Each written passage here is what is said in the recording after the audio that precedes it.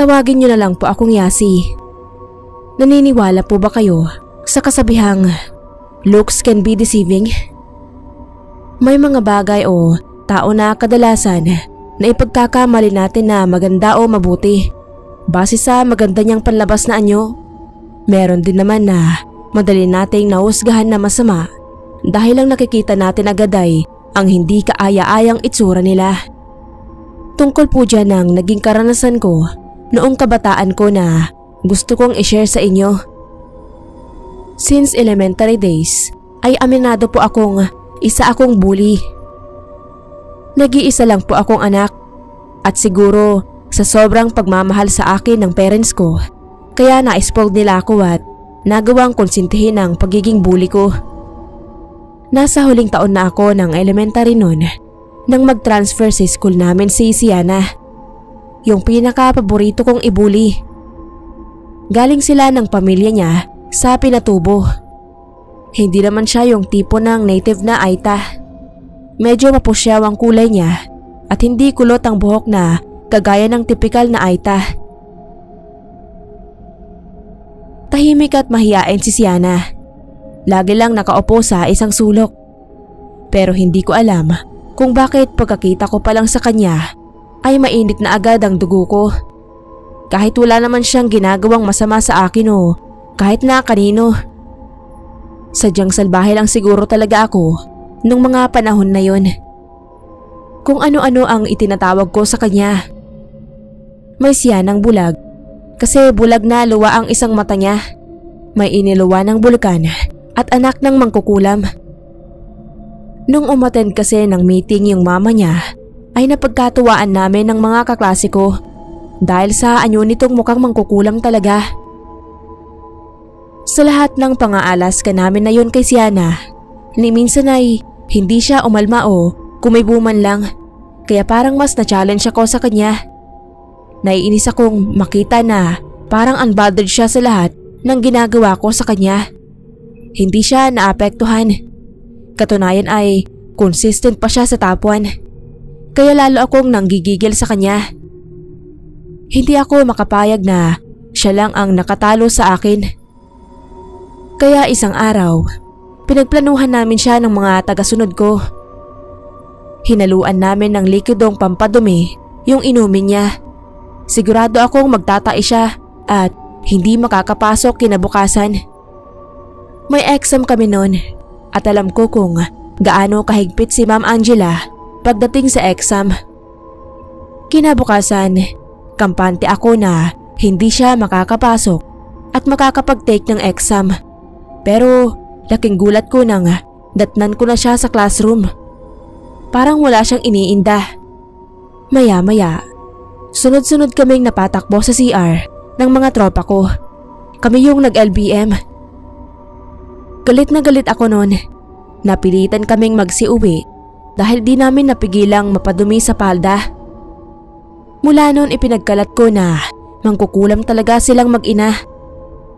Pero hindi talaga ako makapayag na naisahan niya kami. Sobra na yung gigil ko noon at gusto ko talagang makaganti. Kaya inabangan uli namin siya sa Pilapil. Inutusan ko yung mga kasama ko na bugbugin si Siana.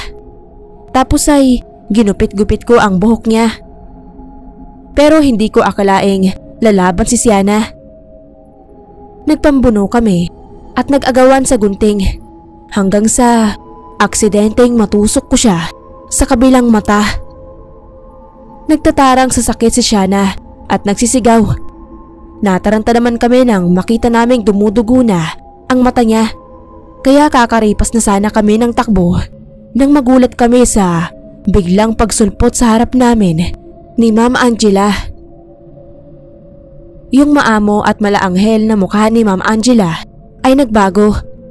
Madilim na madilim ang mukha niya at nalilisik sa galit ang mata. Noon lang namin nakitang nagalit ng ganoon si Ma'am. Walang salitang dinuro niya kami isa-isa bago inalalayan si Siana palayo doon. Kinabukasan, nagimbal na lang ako nang hindi ko halos maidilat ang mata ko sa sobrang sakit. Walang tigil ang pagluha ko ng dugo. Dinala ako ni mama sa ospital. Mabuti at naagapan. Pero lumabo ang mata ko. Ang mga kasama ko naman ay bigla na lang nakauka-uka at nalugas ang mga buhok. Kumbinsido kami na kinulam talaga kami ng mama ni Shiana. Kaya galit na sinugod sila ni mama. Pero wala siyang mahanap na ebidensya. Tapos ay inireklamo pa kami mismo ni Ma'am Angela sa principal at nirecommend na ma-expel sa school. Nakiusap kami kay Ma'am Angela pero ayaw niyang pumayag hanggat hindi ako humihingi ng tawad kay Shiana. Sa pag-uusap namin ay aksidenteng nailaglag ni Ma'am ang wedding ring niya. Alam kong importante yun sa kanya kaya naisipan kong ibalik yun. Baka sakaling makapuntos ako. Pinuntahan ko siya sa bahay nila pero wala akong makitang tao. Naramdaman ko na may tao sa isa sa mga kwarto doon. May nakita kasi akong usok at liwanag. Dala ng kuryosidad ay lumapit ako at dahan-dahang binuksan ang pinto. At nagimbal ako sa natuklasan ko. Base sa mga picture naming nakadikit sa dingding, sa mga kandilang nakasinde sa loob ng kwarto, at sa hawak niyang manikang basahan na isa-isa niyang binubunot ang buhok, ay nalaman kong si Ma'am Angela pala ang totoong kumukulam sa amin at hindi ang mama ni Shiana. Hindi ako makapaniwala. Walang-wala sa itsura niya na kaya niyang gumawa ng ganoon. Sinong mag-aakala na sa likod pala ng malaanghel at maamong muka ay nakatago ang isang malupit na mangkukulam.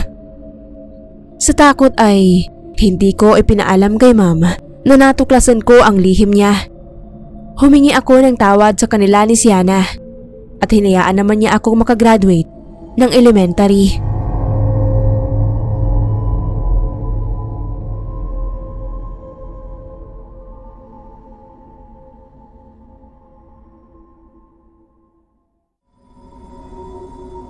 Isang pagbati po sa ating mga minamahal na kapasta.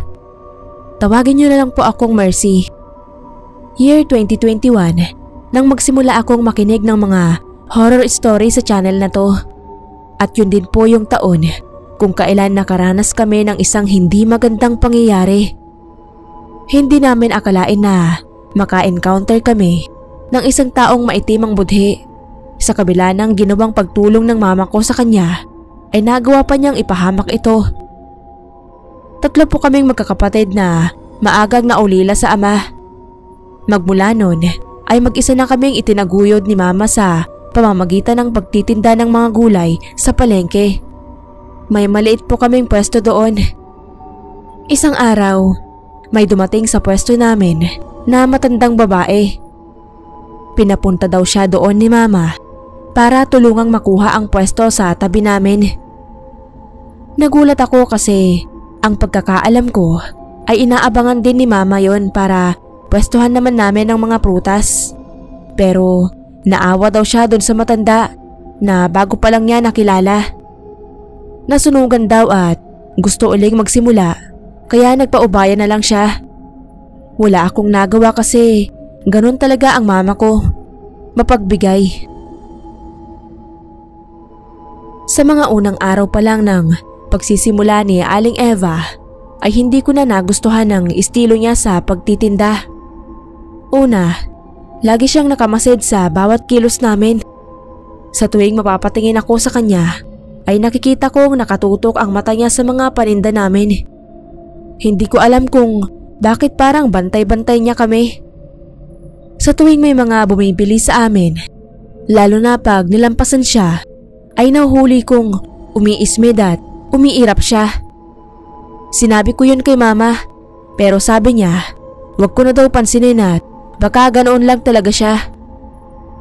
Nakinig ako kay mama, pero nakakapika na talaga, lalo na nung harap-harapan niyang inaagaw ang mga namimili sa amin, maging yung mga suki namin, na mabuti na lang at hindi nagpapadala sa kanya. Noon parang hindi na din nagugustuhan ni mama ang ginagawa niya kasi nakarating kay mama na sinisiraan na siya ni Aling Eva sa sa mga kapwa namin tindera doon. Sa tagal na naming nagtitinda doon ay noon lang may gumawa sa amin ng ganoon. At yung tao pang tinulungan niya. Kaya kinausap siya ng maayos ni Mama at tinanong kung bakit niya ginagawa yun. Pero sa halip ay minasama yun ni Aling Eva at inaway pa si Mama.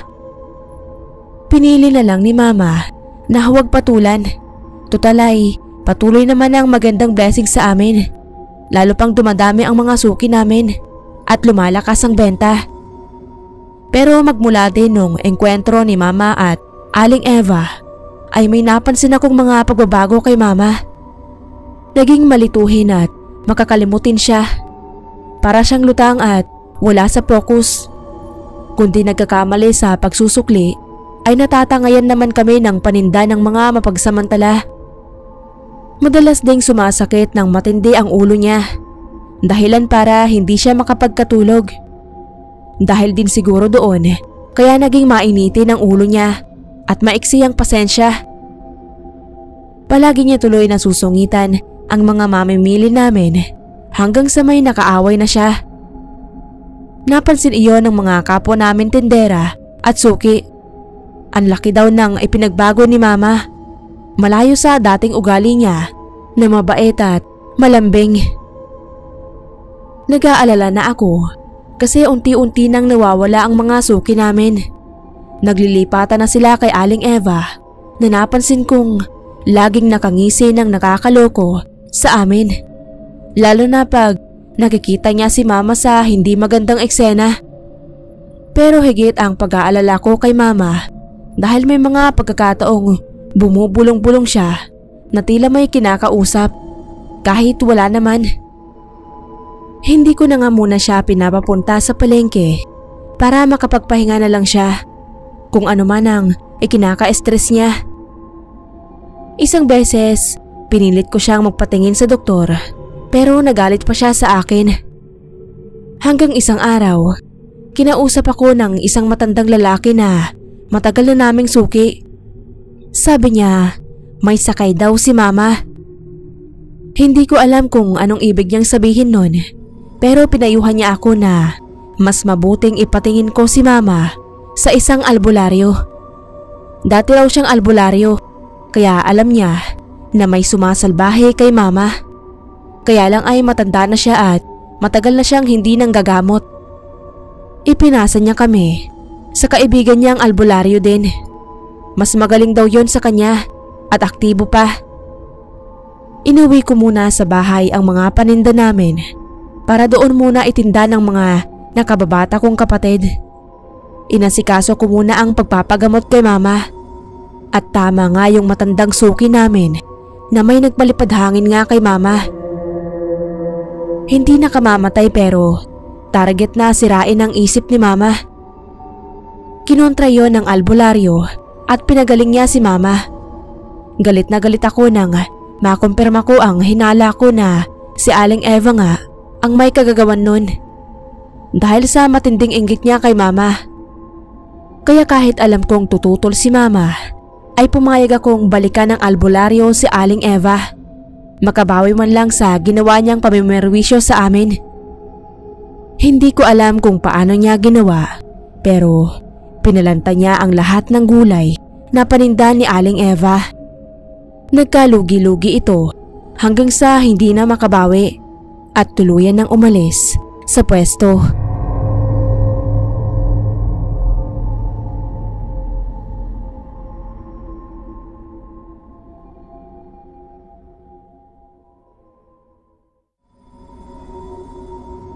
Pwede ko sigurong sabihin na relihiyosa ako dahil mula pagkabata ay aktibo ako sa mga ganap ng simbahan. Marami akong religious activities na kinaaniban. Dahil sa mga kinamulatan kong yun, kaya hindi ako naniniwala sa mga kulam-kulam na yan. Kahit nga nakakita na ako ng aktwal na panggagamot sa sinabing nakukulam, ay hindi pa din ako naniniwala.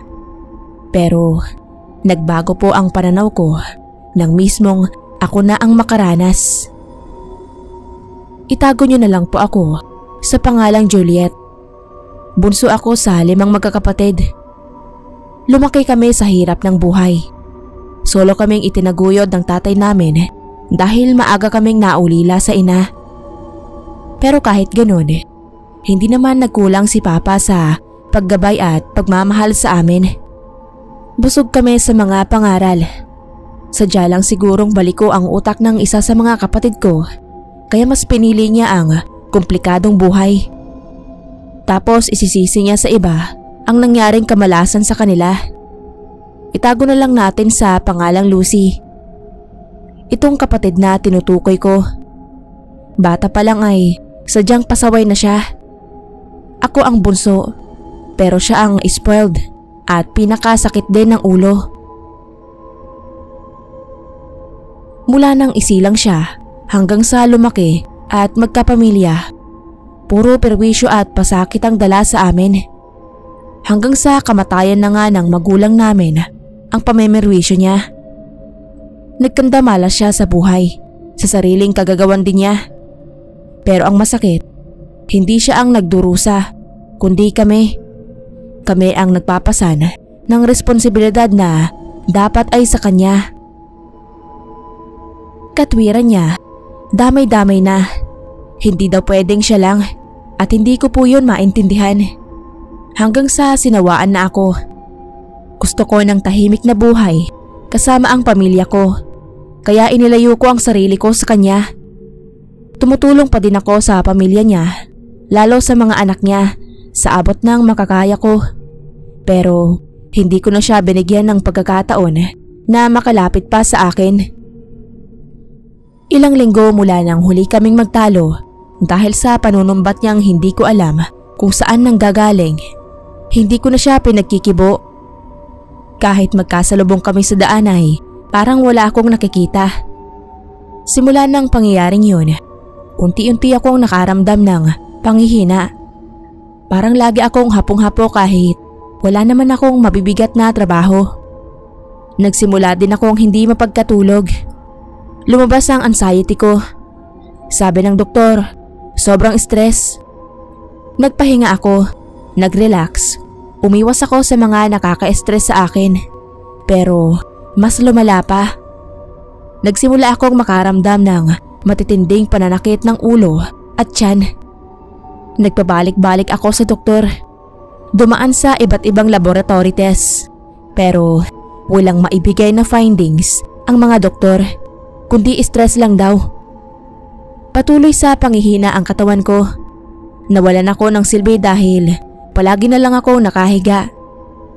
Kapag tumatayo ako, ay nawawalan ako ng balanse at natutumba. Hanggang sa dinala ako ng asawa at anak ko sa ospital. Pero kung kailan naman ako na-admit, ay saka mas lumala pa ang kondisyon ko.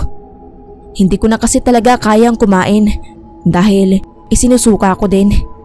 At kahit anong gawin ko, nakadilat lang ang mata ko sa buong magdamag. Ang laki na din ng inihulog ng katawan ko. Pero ang mas nagpapahirap ng husto sa akin ay yung matinding pananakit ng ulo ko at tiyan ko. Yung ulo ko parang tinutusok-tusok ng kung ano, habang yung tiyan ko naman parang pinipilipit. Sa lahat ng paghihirap ko na yon, walang maibigay na sagot sa akin ng lahat ng ospital na pinuntahan namin. Gusto ko nang sumuko noon dahil wala na kaming pera. Naubos na yung ipon namin. Pati yung para sana sa sisimulan naming maliit na negosyo, nagamit na din namin. Hanggang sa isang araw, may tiyahin ako na dumalaw. Titig na titig siya sa akin. Sabi niya, mauubos lang daw kami pero hindi ako gagaling dahil hindi doktor ang kailangan ko. Albularyo daw ang makakagaling sa akin dahil kinukulam daw ako. Hindi ako naniwala. Hindi ka ako totoo ang kulam at wala naman akong ibang kaaway na pwedeng gumawa sa akin nun. Pero sabi ng tiyahin ko ay huwag akong pakasiguro. Matagal-tagal pa din akong naghirap bago nila ako nakumbinsi na magpatingin sa isang albularyo. Iyon yung time na nawawalan na ako ng pag-asa. Pero bago niya ako gamutin, siniguro ng albularyo na buo ang paniniwala ko sa kanya at sa Panginoon na siya daw ang magbibigay ng lakas at gabay sa kanya para malabanan ang kulam na ginawa sa akin. Noon ko na-realize na relihiyosa akong naturingan pero hindi ako madasalin at may mga pagkakataon pa lang nakakalimot talaga ako sa Panginoon. Tumagal din ng ilang araw ang panggagamot sa akin ng albularyo dahil iniingatan daw niya na maibalik agad iyon sa gumawa sa akin noon. Nagtaka ako sa sinabi niya. Nang tuluyan akong gumaling ay sa kanya sinabi ang dahilan kung bakit kailangan muna niya ang pagpayag ko bago niya balikan ang nagpakulam sa akin. Dahil ang gumawa pala nun ay walang iba kundi ang kapatid kong si Lucy. Naiyak ako kasi hindi ko akalain na dahil lang sa inggit at matinding galit ay kaya niyang magpahirap at pumatay ng sariling kapatid. Tumanggi ako sa gusto ng albularyo. Ipagpapasa Diyos ko na lang kako ang lahat. Hanggang sa kasalukuyan ay hindi pa din maayos ang relasyon naming magkapatid. Hahayaan ko na lang siguro na Diyos ang gumawa ng paraan para magkaayos kami.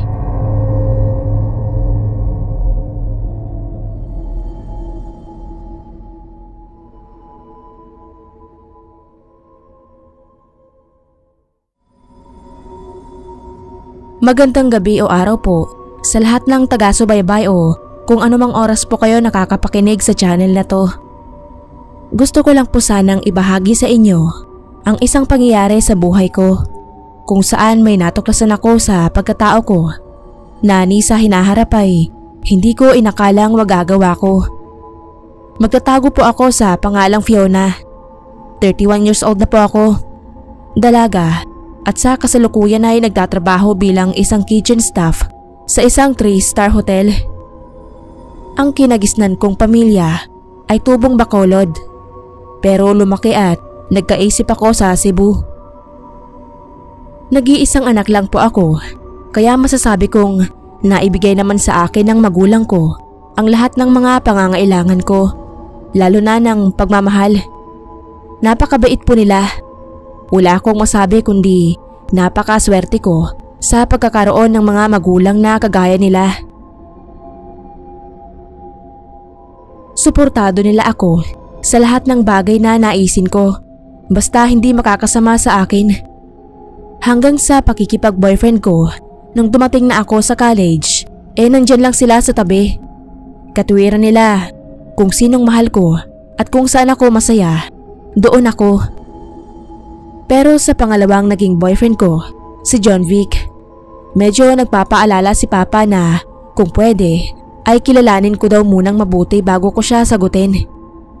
Parang may nakita yata siyang hindi maganda sa kanya kaya sa unang pagkakataon ay hindi nila ako sinuportahan. Pero hindi ako nakinig. Matagal na kasi akong may pagtingin kay John Vic kaya nung ligawan niya ako ay hindi ko na pinatagal pa sa takot na magbago ang isip niya.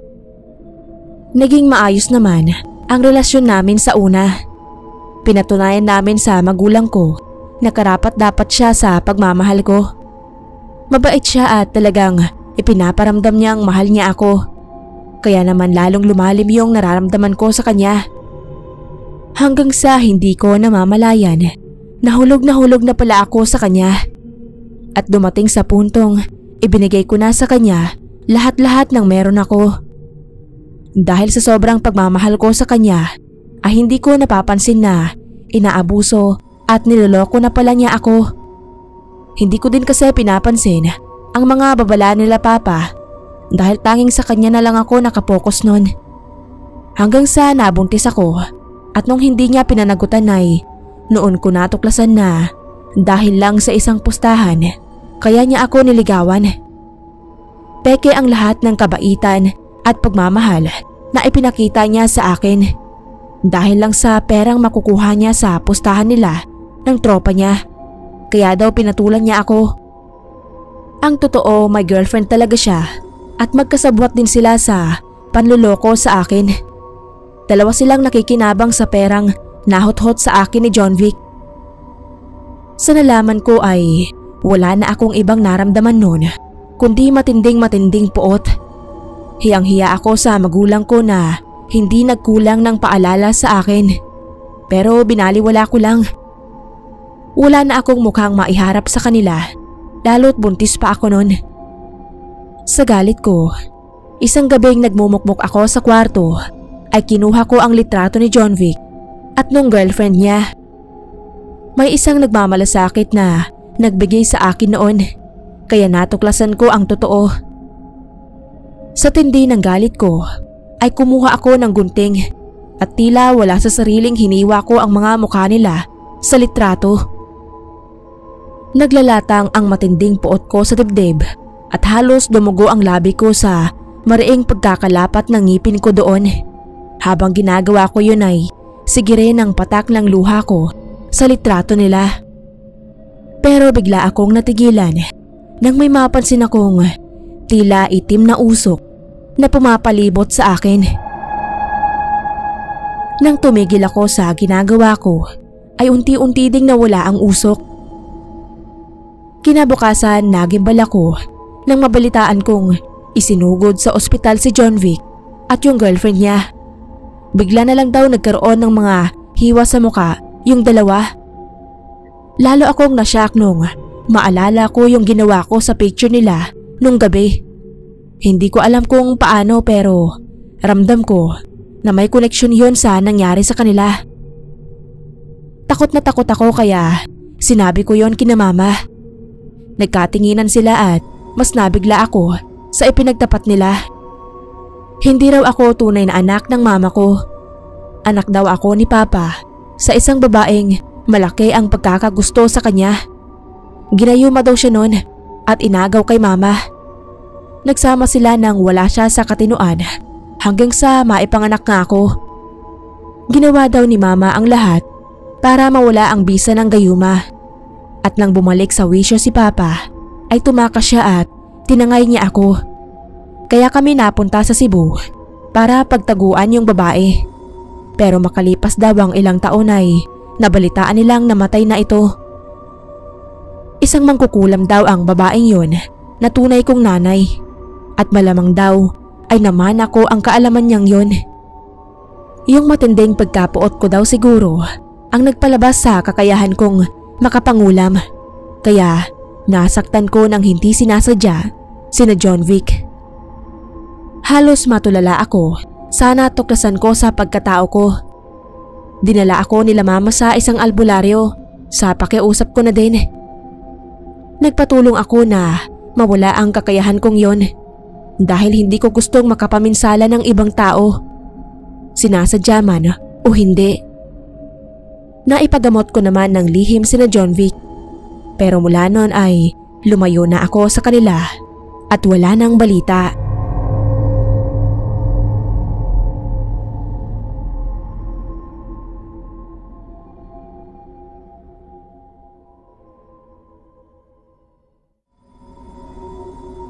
Magandang gabi po. Ako po si Helen. Hindi po sa akin nangyari itong ibabahagi kong kwento. Pero saksi po ako at ang ilang kasama ko sa mga pangyayari. Tungkol po ito doon sa programa ng gobyerno na tinatawag na TUPAD. Ito po yung magwawalis ka sa komunidad ng 10 araw at sasahod ka ng katumbas ng minimum wage. Marami pong mga kapos ang kita at mga may bahay na kagaya ko ang nangangarap na mapasali sa programang ito. Biro nga ng mga pinalad na makasama natupad na daw ang pangarap nilang makasali sa TUPAD at kabilang po ako doon.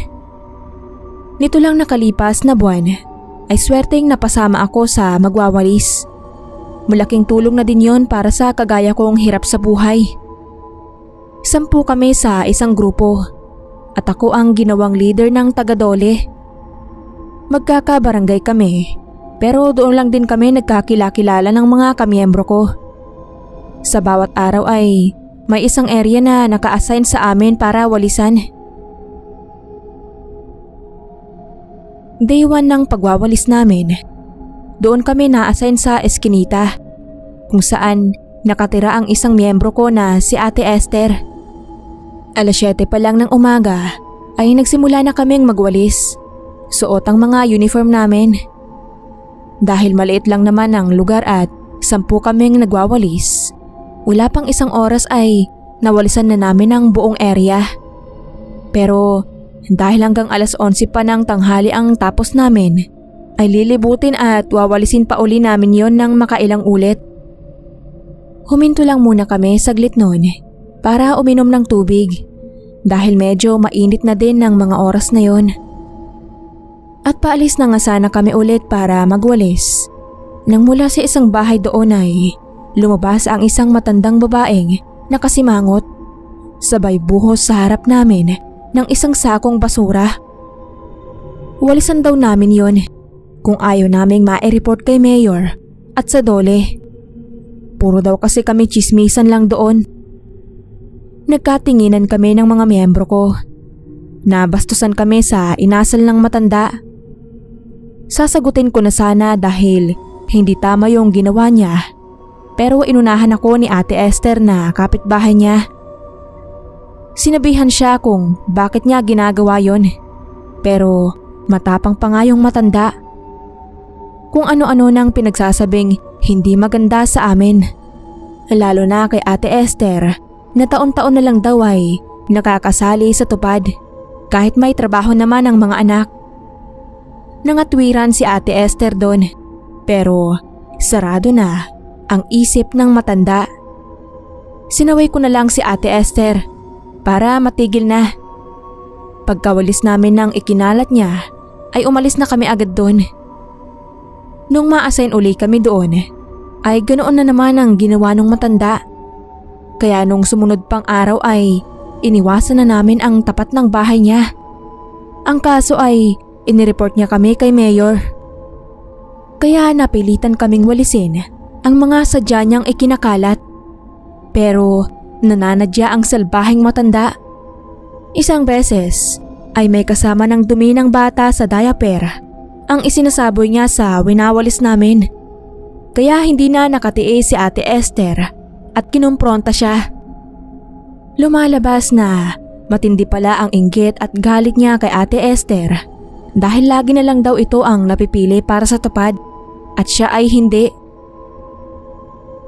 Day 8 ng pagwawalis. Napansin ko na hindi maubos-ubos ang mga maliliit na uod na winawalis namin. Nagsimula ang pagkarami-raming uod na yon sa tapat ng bahay ng matanda. Binuhusan na nga namin para maalis, pero kahit saan kami magwalis, meron at meron pa din. Kinikilabutan na ako kaya tinuntun ko kung saan ba talaga nanggagaling yon. Hanggang sa mapatingin ako kay Ate Esther na nakayuko at sige nang walis. Parang may kakaiba sa kanya, kaya nilapitan ko siya at nang hilakbot ako nang makita kong punong-puno ng mga uod ang likuran niya. Hindi lang pansin agad dahil puti din ang damit niya. Pero kapag nilapitan mo, ay akalain mong design ng damit yung kumpul-kumpul na mga uod. Napatakbo ako palayo. Naninindig ang balahibo ko. Yung kasama naming lalaki, kumuha siya ng plastik at pinagpagan yung damit ni Ate Esther. Pero nanlaki yung mata niya nang makita niyang hindi sa damit nanggagaling yung mga uod, kundi lumalabas mismo sa balat ni Ate Esther. At saka lang nagtatarang si Ate Esther nang malamang may gumagapang sa kanya. Wala daw kasi talaga siyang nararamdaman. Hindi na natapos na Ate Esther ang pagtutupad niya dahil hindi na siya nakalabas ng bahay. Hindi na tumigil ang paglabas ng mga puting uod sa iba't ibang bahagi ng katawan niya, maging sa tenga, ilong at bibig, kaya hindi na siya nakakain. Pero sa halip na doktor ay sa albularyo siya dinala ng pamilya niya. Iisa kasi ang nasa isip namin noon. Binarang si Ate Esther at wala rin kaming ibang sospek kundi yung salbahing matanda na kapitbahay niya. Awang-awa kami sa kanya dahil walang makalapit at Halos balutin na nga ng uod ang buong katawan niya. Matagal ding nagdusa si Ate Esther sa kalagayan niya bago siya tuluyang napagaling. Samantala, nakaalis na yung matanda at umuwi daw ng probinsya. Akalain mo, yung natupad nga yung simpleng pangarap ng tao na makapagwalis at kumita ng kaunti, yun pa ang naging kapalit. Iba talaga ang nagagawa ng inggit sa tao, handang makasakit at pumatay.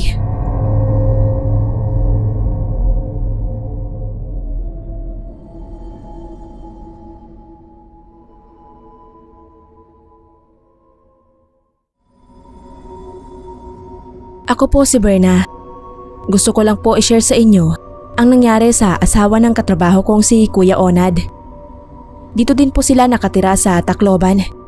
Sa government po kami nagtatrabaho.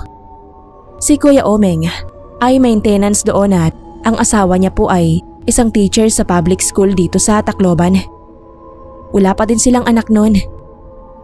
Maayos naman ang buhay ng mag-asawa, kaya walang may alam na mangyayari sa kanila ang bagay na yon. Mabait din ang asawa ni Kuya Onad, kaya nagtataka kami kung bakit sinapit niya iyon. Pagka-uwi raw noon ni Kuya Omeng sa bahay nila ay naabutan niya ang asawa niya na nagsusuka sa may kusina at namimilipit sa sakit ng tiyan. Masama daw ang pakiramdam niya, kaya napilitan siyang mag-half day sa school. Ang sabi ni Kuya Onad, baka may nakain lang daw kaya ganun ang nangyari sa asawa niya. Kaya pinainom niya na lang ng maligamgam na tubig at dinala na niya sa kwarto para makapagpahinga.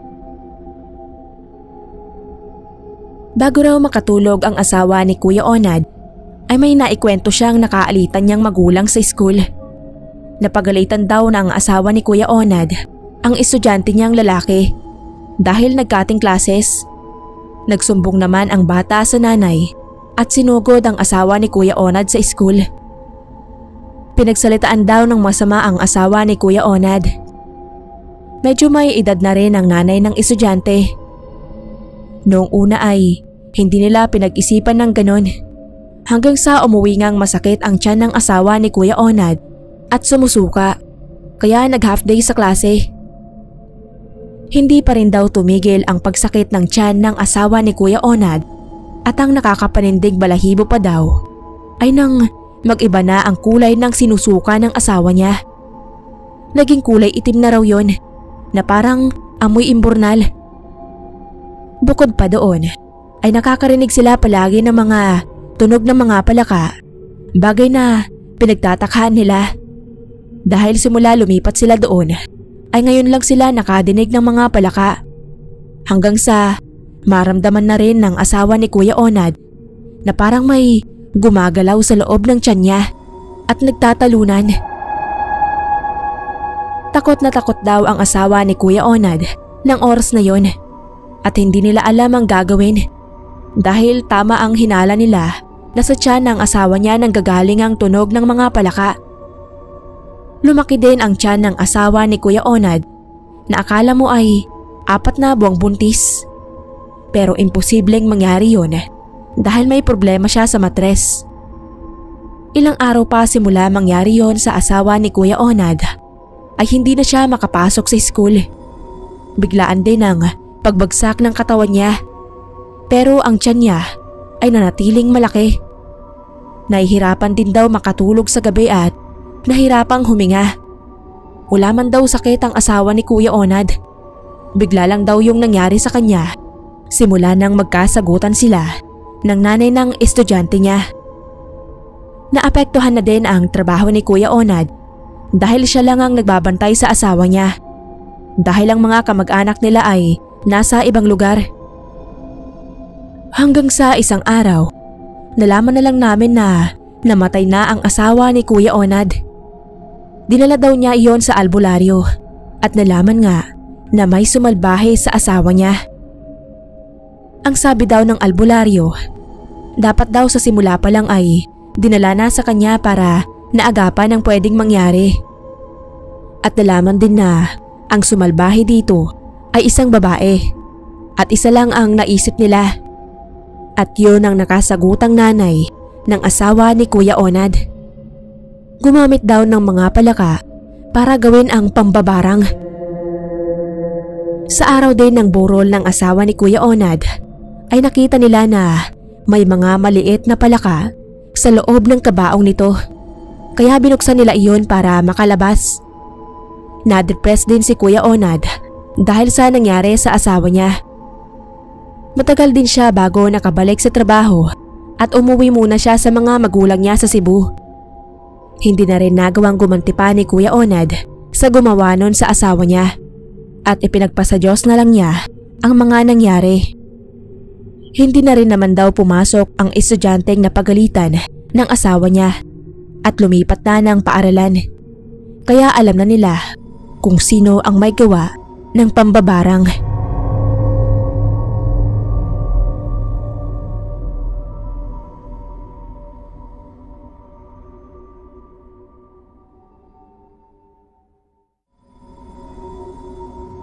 Magandang gabi po. Ako po si Krisa. Nakatira po ako dito sa Marikina. Pero ang ikukwento ko po sa inyo ay ang naging karanasan ko nung nagbakasyon ako sa probinsya ng lola ko sa Nueva Ecija. High school pa lang po ako nung nangyari yon at ngayon po ay kasalukuyan na akong nasa college at malapit na ang graduate. Umuwi ako noon sa probinsya para bisitahin ang lola ko na nag-alaga sa akin nung bata pa ako. Marunong naman na akong bumiyahe noon, kaya ako na lang mag-isa ang nagpunta dahil may mga trabaho sina mama. Sinundo na lang ako ni tita sa may terminal. Si tita lang ang kasama ni lola sa bahay.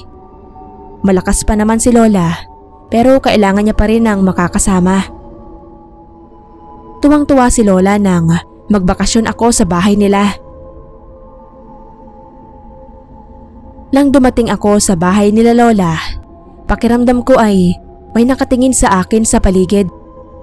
Maya-maya lang ay nakita ko na ang kababata kong si Jane. Nakangiti siya habang papalapit sa akin, kaya niyakap ko siya. Pero pakiramdam ko ay may nakatingin pa rin sa akin, kaya ginala ko ang mata ko at nakita ko ang isang babaeng nakabalabal ng itim na sa may labas ng bakod ni lola. Hindi ko na nga lang pinansin at baka napadaan lang siya. Natatandaan ko pa noon, linggo ng umaga nung utusan ako ni lola na pumunta ng palengke para bumili ng ulam namin para sa tanghalian. Kasama ko noon si Jane. Habang pumipili ako ng kamatis, ay nakita ko na naman ang babae na nasa labas ng bakuran ni lola nung nakaraan. Pero sa pagkakataong yun ay masama ang tingin sa amin ni Jane at hindi ko rin maipaliwanag kung bakit siya ganun at wala pa naman akong nakakaaway sa lugar na yon. At isa pa, hindi ko siya kilala. Nang makauwi na kami ni Jane, maya-maya lang nakita ulit namin yung babaeng masama ang tingin sa amin. Pero pumunta na siya sa mismong bahay ni lola at may dala siyang ulam na nilagang baboy. Parang maamong tupa siya ng mga oras na yon. Ang sabi ni lola, bago lang daw na kapitbahay iyon, kaya siguro nagbigay ng ulam. At dahil paborito ko ang nilaga, ay ako lang ang kumain nun. Bawal din kasi kay lola ang baboy at wala rin naman si tita dahil nagpunta siya sa bayan. Kinagabihan nun, pagkatapos ko ng gawain ay nagpunta na ako sa kwarto namin ni lola. Nauna na akong matulog sa kanya dahil nanonood pa siya ng teleserye. Maya-maya pa ay nakatulog na pala ako at napaginipan ang babaeng yun na may isinusubong mga ipis sa bibig ko. Sigaw daw ako ng sigaw at panay ang iyak hanggang sa magising ako sa pagyugyog sa akin ni lola. Narinig daw niya akong sumisigaw kaya pumasok siya sa kwarto. Saka ko naramdaman na masakit ang tiyan ko. Yung pakiramdam na gusto kong pumunta ng banyo pero wala namang lumalabas pag nandoon na ako. Napakapit na ako kay lola dahil sa sobrang sakit nun. at naalala ko ang panaginip ko at ikinuwento ko kay Lola yon. Kumuha naman ng maligamgam na tubig si Lola para ipainom sa akin. Nang maya-maya ay bigla na akong sumuka ng kulay berde. Naisip nila Lola na baka may kumukulam daw sa akin dahil uso nga sa lugar nila ang ganon, lalo na ang bagong dating lang sa isang lugar. Nasa kalagitnaan noon ng gabi nang puntahan nila Lola ang manggagamot na kakilala niya doon. Naiwan ako na kasama si Jane. Nagpresenta kasi siya na doon sa bahay ni Lola matulog para mabantayan ako. Nang dumating ang manggagamot ay nalaman nga na kinukulam ako at ang ulam daw na ibinigay sa amin ang naging daan para sumakit ang tiyan ko at magsuka. Binigyan ako ng halamang gamot ng albularyo. Kahit hindi maganda ang lasa ay ininom ko yon at kinabukasan naman ay umayos na ang pakiramdam ko. Galit naman na pinuntahan nila Lola ang babaeng yon. Noong una ay tinatanggi niya na siya ang may gawa ng pagkulam sa akin. Pero inamin niya din bandang huli. Parang may diferensya din pala sa pag-iisip ang babae at kung sino lang ang gusto niyang gawan ng pangungulam ay gagawan niya.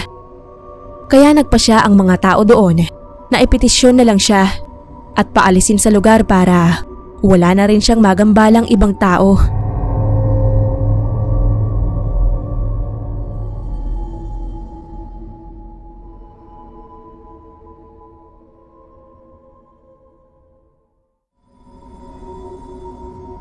Hello po, ako po si Janessa. Ang isi-share ko po sa inyo ay ang karanasan ng tatay ng boyfriend ko. Taong 2018 po yun nangyari sa probinsya nila sa Bicol. Ang kwento po ng boyfriend ko, ang tatay niya ay nagtatrabaho sa isang malaking kumpanya bilang janitor. Palakaibigan daw yun at masayahing tao at mapagbigay din. Kaya wala naman siyang alam na pwedeng makaaway ng tatay niya. Masipag magtrabaho ang tatay niya at walang reklamo sa bawat pinapagawa sa kanya. Kaya naman madali siyang na-promote bilang supervisor. Nang ma-promote ang tatay ng boyfriend ko, ay may isa pa raw na janitor ang umaasa na siya ang ma-promote bilang supervisor ng mga janitor. Kahit mas matagal siya sa trabaho ay hindi naman niya deserve yun dahil masyadong reklamador at palaasa sa katrabaho. Kaya hindi sa kanya ibinigay ng boss nila ang promotion. Marami na rin daw ang nakaaway nun, kahit sa mga dati pang pinasukan na trabaho. Desperado daw yun at galit na nagreklamo sa boss nila na bakit hindi siya ang nabigyan ng promotion, kundi ang tatay ng boyfriend ko ang naging supervisor. Umalis na daw yun bigla at nagbanta pa na hindi nila magugustuhan ang gagawin niya. Noong una ay nabahala sila dahil baka kung anong gawin ang katrabaho niya sa kanila na panggugulo o di kaya ay abangan sa labas ang tatay ng boyfriend ko at bugbugin. Pero ilang araw na ang nakalipas ay hindi na nagpakita iyon sa trabaho, kaya nakampante na daw sila na wala nang mangyayari. Hanggang sa isang araw, habang nasa trabaho daw ang tatay ng boyfriend ko, ay nakaramdam siya ng sobrang sakit ng katawan, pati na ang ulo na parang may tumutusok daw sa mga katawan niya na mga karayom. Kaya nagpaalam daw yon sa boss nila para makauwi ng maaga. Nang makauwi daw sa bahay ang tatay ng boyfriend ko, ay doon na daw siya sumuka dahil sa sakit ng ulo. Nanlalamig at parang mahihimatay daw ang pakiramdam. Ang akala daw nila ay tumaas lang ang presyon ng tatay niya. Pero nang pinakuhanan ng blood pressure ay normal naman. At ang ipinagtataka daw nila ay kung bakit may mga kasamang maliliit na uod sa isinuka ng tatay niya. Kaya nag-isip na ang nanay ng boyfriend ko na baka binabarang ang asawa niya dahil naniniwala din sila sa mga gumagawa ng ganon. Kaya pinuntahan daw noon ang kakilalang mambabarang din at nanggagamot. Pinapunta na lang iyon ng nanay ng boyfriend ko sa bahay nila dahil hindi na makalakad ang tatay ng boyfriend ko dahil sa sakit ng ulo at katawan. Nang umpisahang gamutin ang tatay ng boyfriend ko, ay nalaman agad na ang katrabaho niya ang gumawa nun. Nang dahil sa inggit nga raw kaya ginawang ipabarang ang tatay ng boyfriend ko. Mga 2 araw din ang nangyaring panggagamot sa tatay ng boyfriend ko dahil masyadong malakas daw ang bumarang sa kanya. Habang ginagamot daw ang tatay ng boyfriend ko, ay may mga lumalabas na maliliit na uod sa tiyan niya. Hanggang sa mawala na rin naman unti-unti at binigyan siya ng pangontra dito. Nagpasalamat din sila dahil kahit paano ay bumalik na sa dati ang pakiramdam ng tatay nila. Hindi na din daw gumanti pa ang mambabarang sa gumawa nun sa tatay ng boyfriend ko dahil ayaw na ng pamilya at ipinagpasa Diyos na lamang nila ang lahat. Nakabalik na din naman noon sa trabaho ang tatay ng boyfriend ko, pero ang boss nila na nagbigay ng promotion ay hindi nakaligtas dahil mas matindi daw ang ginawa dito. Halos lahat ng katawan noon ay may mga lumabas na mga insekto. Pinalaki ang tiyan at sobra ang binagsak ng katawan. Dinala nila iyon sa hospital pero namatay din yun kalaunan. Hindi kasi sila naniniwala sa mga barang at kulam, kaya ganun ang nangyari. Ipinagpamisa din ng pamilya ng boyfriend ko ang nangyari sa tatay nila. Hindi na muling bumalik pa ang kasamahan ng tatay niya sa trabaho. At ang huling balita daw ay umalis na sa lugar nila iyon at bumalik na sa Siquijor.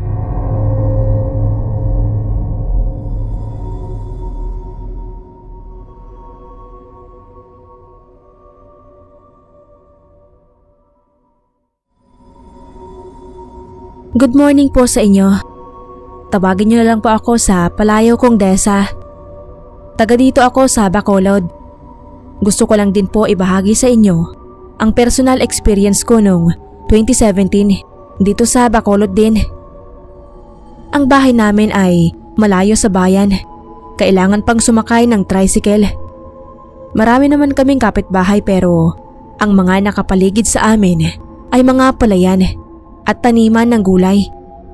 Kapag nagbebenta kami ng mga naani naming mga gulay, saka kami bumababa ng bayan. Taong 2017 noon, nang may bagong lipat sa lugar namin na isang babae. May malaking balat siya sa mukha niya na tinatakpan niya ng kalahating parte ng buhok. Sa dulo siya ng barangay nakatira at napapansin namin na mag-isa lang siya doon. Maayos naman ang bahay noon na may taniman din ng mga gulay. Simula nang lumipat daw ang babae sa lugar namin, ay napapansin ni Mama na palaging nasa harap ng bahay namin, lalo na kapag malapit nang magdilim. Ang sabi pa ni Mama, hindi niya daw alam kung gustong makipagkaibigan sa amin o may masamang balak. Isang beses noon ay pumunta yung babae sa amin at kaming magkapatid lang ang nasa bahay dahil nagbenta sila Mama ng mga gulay sa bayan. May dalang kakaning biko ang babae. Pinapasok ko naman siya sa bahay pero ayaw niya dahil aalis din naman daw siya agad. Ang pinagtaka ko lang ay panay tingin niya sa akin habang isinasalin ko ang biko sa pinggan namin para maisauli ko na din ang lalagyan niya. Nang isoli ko na ang lalagyan, ay bigla niya akong sinabihan na maganda ang mukha ko. Nahihiya man pero nagpasalamat na rin ako sa sinabi niya at umalis na siya. Nang makaalis na siya, ay binalikan ko ang biko na nasa lamesa. Mukha namang masarap dahil maraming latik sa ibabaw niya, kaya tinikman ko na. Gusto lang niya sigurong makipagkaibigan sa amin. Kaya palagi siyang nasa labas ng bahay namin at parang nagmamasid. Matapos kong kumain, ay biglang dumating sila Mama at inalok ko sila sa binigay na biko ng babae. Pero ayaw ni Mama dahil kakakain lang daw nila sa bayan bago sila umuwi. Gabi na noon, habang nasa kwarto ako at gumagawa ng assignment ay parang bigla akong nahilo at sumakit ang tiyan ko. Kaya tinawag ko si mama na nanunood ng TV. Maya-maya pa ay parang naninigas na ang tiyan ko at halos hindi na ako makahinga. Kaya dinala na ako nila mama sa ospital. Nang makarating na kami sa ospital ay agad akong kinuhanan ng laboratory at tinignan ng mga doktor. Pero nang lumabas ang resulta ay normal naman ang lahat ng findings sa akin. Kaya in-ultrasound ako para malaman kung bakit naninigas ang tiyan ko na halos hindi ako makahinga. Pero nang matapos ang ultrasound ko ay walang kahit anong nakitang abnormalidad sa tiyan ko. Kaya binigyan na lang ako ng gamot ng doktor at pinauwi na kami. Nang nasa bahay na kami ay medyo nabawasan na ang sakit ng tiyan ko, pati ang pagkahilo ko.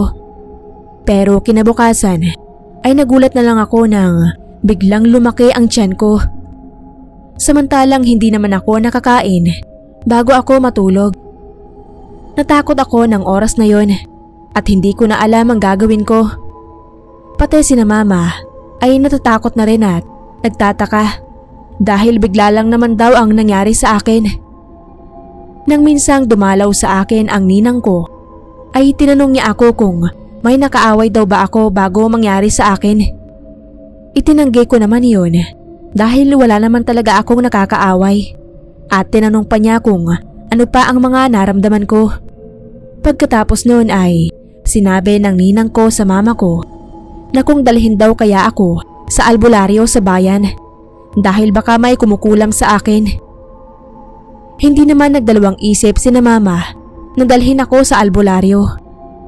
Nang makarating na kami sa albularyo ay tinawas niya agad ako gamit ang kandila na ipinahid niya muna sa tiyan ko bago niya tunawin.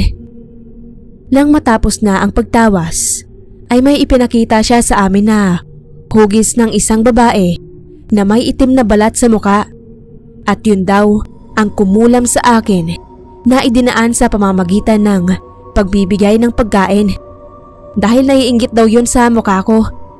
Kahit daw wala akong ginagawang masama sa kanya ay may ganun daw talagang mga tao. Nakontra naman ng manggagamot ang kulam na inilagay sa akin at pag uwi namin ng bahay ay guminhawa na ang pakiramdam ko at unti-unti na din lumiliit ang tiyan ko. Sinugod naman ng mga tita ko ang babaeng yun pero wala na siya sa bahay at nakakandado na din ang pinto niya. Hindi na namin malaman kung nasaan iyon nagpunta. Pero may nakakita raw na sa kabilang bayan lang lumipat. Mabuti na lang at bumalik na ako sa dati. At sa susunod, mag-iingat na rin ako sa mga magbibigay sa akin ng mga pagkain o kahit sinong makakasalamuha ko.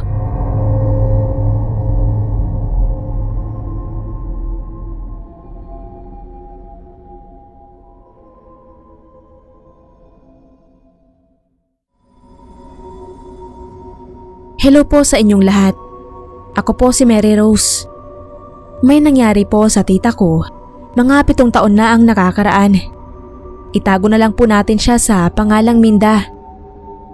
Si Tita Minda ay masipag at matalino. Noon pa man ay gusto niyang magkaroon ng sariling negosyo. Kaya lang marami ang humahadlang.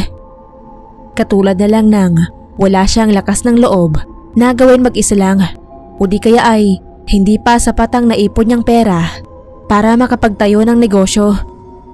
Biyuda na din kasi si Tita Minda. Namatay ang asawa niya sa isang aksidente nang hindi sila nagkakaanak.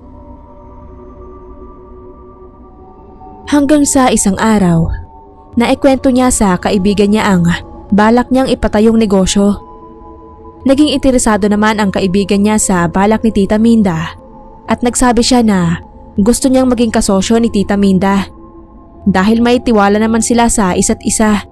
Kaya sinimulan na rin nilang magplano.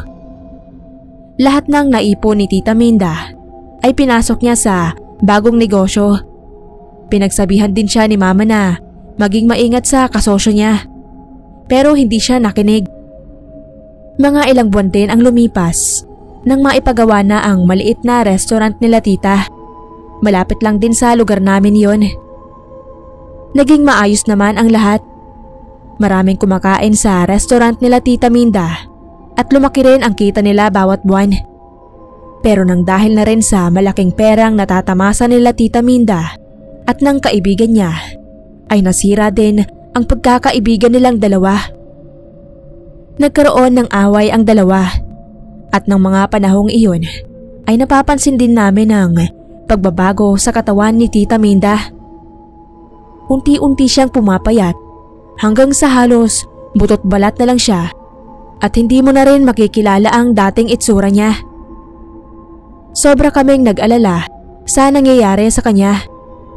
Kaya lumuwas kami ng Maynila para maipagamot si tita. Pero kahit mga espesyalista ay walang makitang sakit sa tita ko. Pinauwi na rin siya ng mga doktor kaya hindi na din namin alam ang gagawin ng mga panahong yon. Nag-aalala na rin si mama na panganay na kapatid ni Tita Minda. Ilang araw lang din ang lumipas ay nagkaroon naman ng maliit na bukol sa katawan ang tita ko. Na kapag lumilipas ang mga araw ay lumalaki na parang may tubig sa loob. Pahirap ng pahirap ang kalagayan ni Tita Minda dahil hindi na rin siya makatayo ng maayos dahil na rin sa mga bukol niya. Hanggang sa isang araw na lang ay natagpuan namin na wala na siyang buhay sa kwarto niya.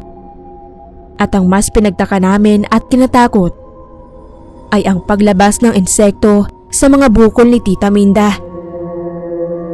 Napaiyak na lang si mama habang nakikita ang mga naglalabasan na insekto dahil tama ang hinala niya na nabarang si Tita Minda at hindi namin nadala sa albularyo dahil hindi naniniwala doon ang Tita Minda ko. Ayaw niyang magpadala nung sinabihan ni mama.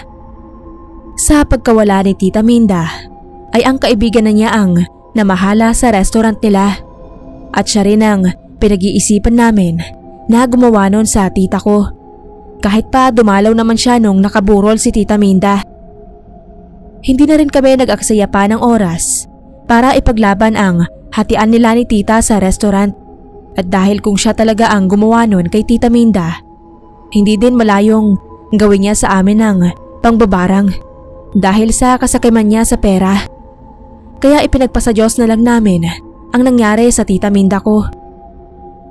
Nabalitaan na lang din namin na unti-unting nalugi ang restaurant hanggang sa tuluyang magsara.